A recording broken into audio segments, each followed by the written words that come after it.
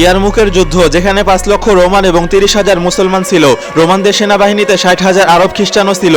Roman সেনাপতি বললেন, আজ শুধু লোহায় আঘাত করবে, এবং 60,000 আরব খ্রিস্টান যুদ্ধের ময়দানে চলে আসে। হযরত খালিদ বিন ওয়ালিদ খবর পাওয়ার সাথে সাথেই হযরত আবু ওবায়দাকে বললেন, আমাকে শুধু 30 জন মুজাহিদ দিন, আজ আমি এই রোমানদের আমার ইমানি শক্তি দেখিয়ে দেব। হযরত আবু ওবায়দা বললেন, 60,000-এর মোকাবেলায় শুধু 30 জন, এটা ন্যায়সঙ্গত নয়, সুতরাং আপনি 30 জনের পরিবর্তে 60 জন মুজাহিদ নিন। আর এভাবে হযরত খালিদ বিন ওয়ালিদের নেতৃত্বে 60 জন মুসলমান 60,000-এর বিরুদ্ধে যুদ্ধে নেমে পড়েন। রোমান সেনাপতি জাবালা বিন আইহাম এই দৃশ্য দেখে বললেন, মুসলমানরা আমাদের ভয় পেয়ে আমাদের সাথে সন্ধি করতে আসছে। হযরত খালিদ বিন ওয়ালিদ বললেন, আমার একজন মুজাহিদ তোমাদের 1000-এর সমান।